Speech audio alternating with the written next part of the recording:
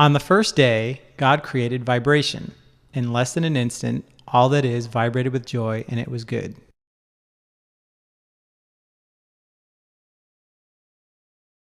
This new concept pleased God, and it also piqued his interest. He decided to continue creating, to play with what he had done, and thus on the second day, God created variation. God decided that if all parts of all that is vibrated uniquely, then some would be fast and some would be slow. He gave this new concept another name, frequency.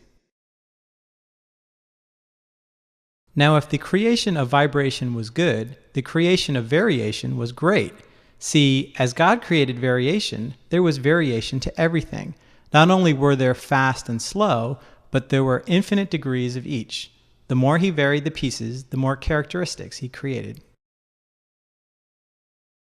God was curious about all of the variations, and thus on the third day he created separation. He reasoned that with separation, the myriad variations could be enjoyed individually. So through separation, all that is became an infinite number of individual pieces vibrating uniquely. God called these his children and loved each and every one of them. In looking around at all he created, the first thing that God noticed was light. It was everywhere. He admired how the different frequencies had different color and how they transformed when blended together. Next, he noticed the variations of sound and how if certain tones were placed together in particular ways, they created harmonious music. He also noticed that many of these frequencies had the nature of moving throughout. In fact, not only did they move through the other parts, they moved between the other parts, carrying information from one to another. This enabled cause and effect.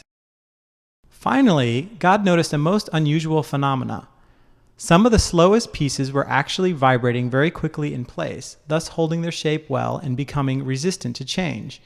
Instead of blending together as the others did, they bounced off each other and would only interact under certain conditions. He called these pieces matter and described them as solid and hard.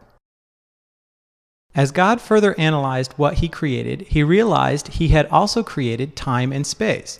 The different parts could change, thus he had created a before and an after, a past and a future.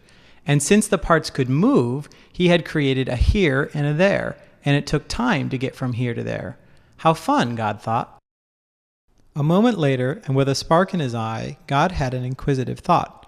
What would it be like to be a part of all that is? Would it feel like being apart from all that is? Would I feel unique or alone? God had to find out, and thus on the fourth day he created consciousness, and he gave consciousness to all of the various vibrating parts. Each and every part knew, and in knowing could look back on all the other parts. The first sensation that God felt was pleasure. Each part enjoyed being what it was. The slow parts enjoyed a strong, solid feeling, and the fast parts enjoyed zooming around. Some of the ones in the middle liked that they could change slowly from one shape to another. But the curiosity of each part started to take over. The pieces of matter wanted to know what it felt like to be light, and the pieces of light wondered what would happen if they slowed down. It wasn't long before God noticed that all of the parts kept changing into all the other parts. The excitement of the parts grew so fast that before long they all flung back together, and suddenly there was only all that is again, but a more dynamic version of itself. God was excited, but not satisfied. His creation didn't go as he had planned. He didn't have enough time to move from piece to piece and feel each experience individually. It all pretty much felt like it had before, the ecstasy of all that is vibrating with eternal joy. God was determined, and so in an instant he repeated the first 3 steps right up to the creation of consciousness. What should I do this time, he thought.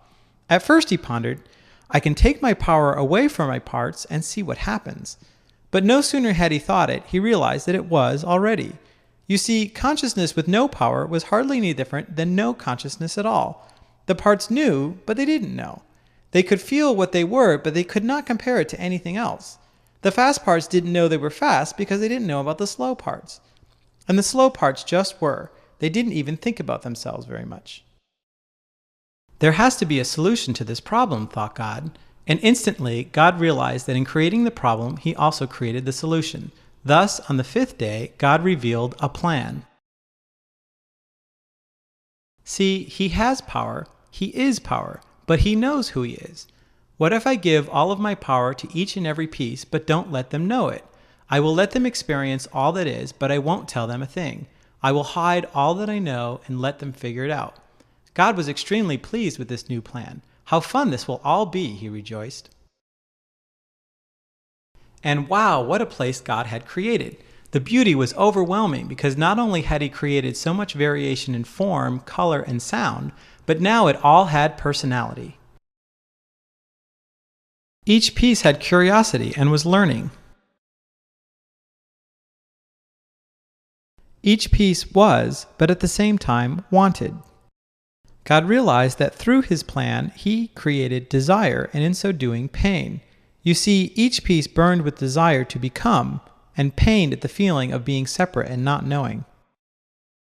However, with pain also came pleasure, for each time a part connected with another part, it was again in joy, even if for just a moment. Now God was tickled. Look at all that I created and how it looks back on itself. I am so happy my plan is a success. While watching the various parts, God started to notice some trends. The slowest parts could only change slowly.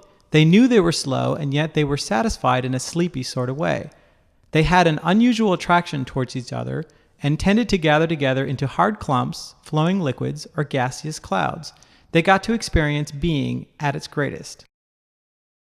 They also got to experience the rest of all that is because of the faster parts. You see, the faster parts kept flying around, bumping into the slowest parts, and thus the slowest parts could just sit back and observe. He called this way of being Zen, the bliss of just being. Now he noticed that the fastest parts were vibrant, full of energy, and could change in an instant. They were mobile and thus were content because they could visit all the other parts. They were everywhere and just zipped right through and among everything as little waves of energy traveling along endlessly. He noticed how spirited these parts were, and thus he called them spirit. The awareness of these pieces grew quickly from their great energy and vast freedom. This is interesting, God thought. The slow pieces are very content being slow, for they can only change slowly. And the fast parts are content being fast, for they can change very quickly. What would happen if I combined them in just the right way? And so, on the sixth day, God created a grand experiment.